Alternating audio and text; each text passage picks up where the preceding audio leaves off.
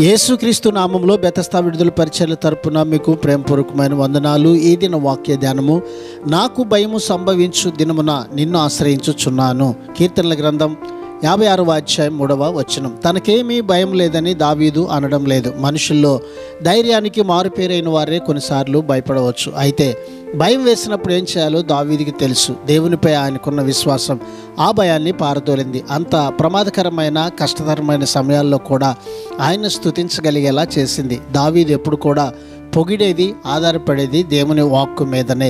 అతని నమ్మకానికి స్థిరమైన పునాదిగా ఉన్న విశ్వసనీయమైన పవిత్రమైన దేవుని వాక్కునే ఆధారం చేసుకుంటాడు. దేవుని వాక్కు మీద ఆధారపడే వారికి భయం అనేది ఎప్పటికీ ఉండదు. ప్రార్థన.